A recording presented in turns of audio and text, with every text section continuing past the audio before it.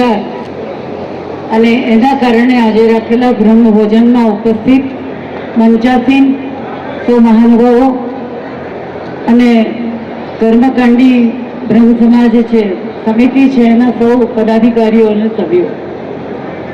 આદરણીય કપિલભાઈ મને કહેવા આવે કે બેન 5 લોકોનું આપણે યજ્ઞ ભવિત કરવાનું છે. મને ગમ્યું કે નાના નાના કાર્યક્રમો કરીને જ મોટા થવાતું હોય છે.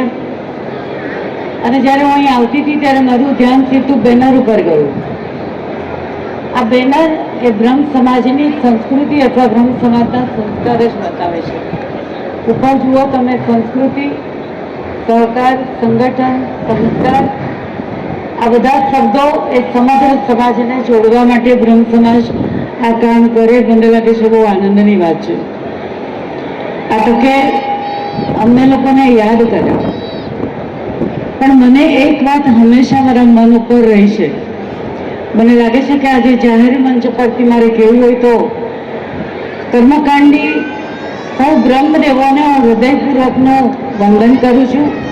એટલા માટે એક એવો કપરો કાળ હતો, કોરોનાનો કાળ. સગા પણ પોતાના સગાને મળવા જતા ન હતા કે એના ડેડ બોડીને લેતા ન હતા. ત્યારે આપણા કર્મકાંડી ભૂદેવોએ એમને જે વિધિ કરવાની હતી એ બધી જીવના જોખમે કરી.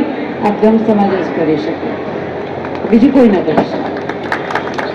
એમને એમની નૈતિકતા, સમાજ માટેની એમની ફરજ અને ભગવાન પરશુરામના આશીર્વાદ, બાદેવ દાદાના પણ આશીર્વાદ અને આ બધાને કારણે કામ કરવા માટેના પથ ચિંતવાનું કામ સમાજના બીજા લોકોને કર્યું છે.